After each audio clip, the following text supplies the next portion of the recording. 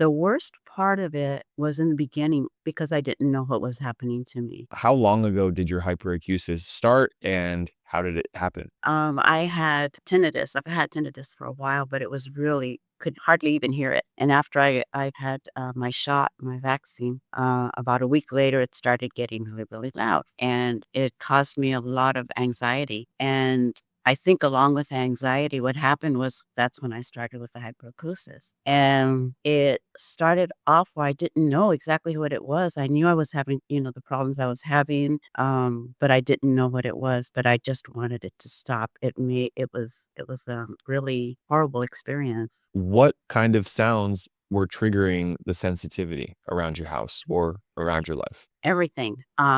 The car, when I got in the car, even not even being in the car, just if the car was on and I walked towards the car, I couldn't stand the sound of the engine, the motor, I couldn't stand air conditioner, I couldn't take the sound of bacon sizzling, I couldn't take the washing machine, I couldn't take, the dishwasher. Oh my goodness. Of course, the fire engine, any sirens, the motorcycles, the trucks, the buses, anything. I mean, it was terrible. It was really everything, a lot.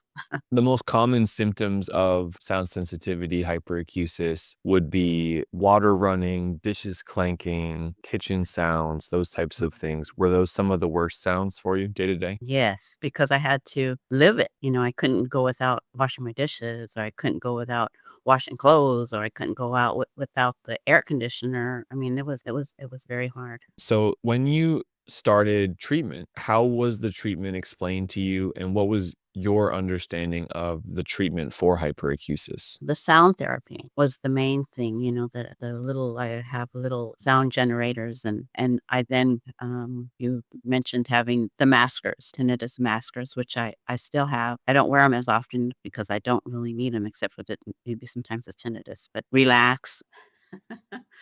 The meditation helped a lot. Changing my food Let's helped. let's circle back to those initial things because I from my professional opinion, those are the ones that did the most for you. Mhm. Your approach to sound therapy and then your approach to the psychology aspect of it. But first, sound therapy. How was it explained to you? With what do you need to do to treat your hyperacusis in terms of sound therapy? Make sure that, when I go into any room that it's not quiet. That was a sound therapy for the tinnitus, and actually it was sound therapy for the sound sensitivity also. So I just made sure that I always had, the sound generators on. You had mentioned that I needed to use, the maskers as much as possible, and I had 2 different options. I had the maskers that are like the hearing aids, and then I had the what's it called? You had something else for hearing loss, which is a bone anchored device. Now, That that's a little different than what most people have or what most people are going through because that was something that you already had from years past. And somewhat related, but really not the cause of your hyperacusis. So you did commit to sound therapy. I know that after working with you. Now, give us a update of where you are today. About 15 months after it started with your hyperacusis. Are you cured? What do you Yes, experience? yes. Every once in a while, I get, and it's not necessarily sound sensitivity, it's just like a tinny, sound to just the radio, but it happens very, very, very rarely. I would say I'm 99%, it's gone. I mean, would like to say 100%, except for that's just that little part, but it's very rare, like I said.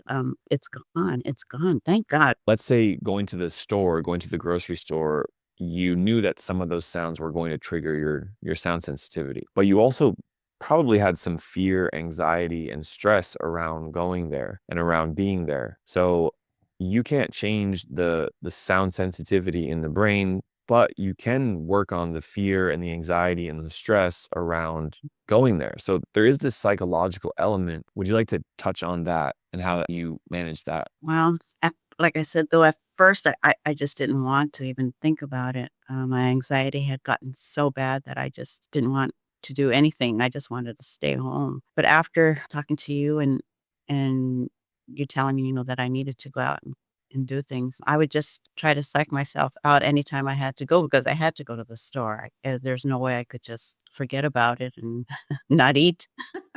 But I would just take my earplugs and if I needed them, I put them on. I'd go in the store, I'd go as far as I could towards the area that I knew was with the noise, and then at the register, and I'd use my earplugs, and then little by little, I have 3 different types of earplugs. The first one is completely hardly you can hardly hear anything, and then I had a second set that was it let the n noise in, but it wasn't complete.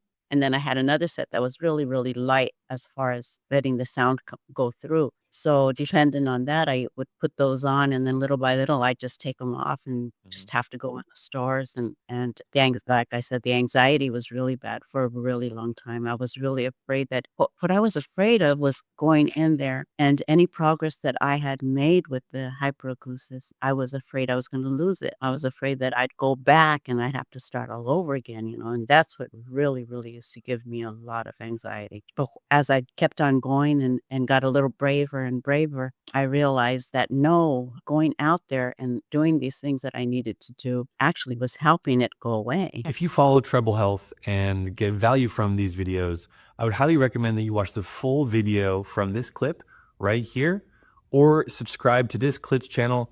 Every little bit counts, and your support means the world to me. This is Dr. Ben Thompson with Treble Health.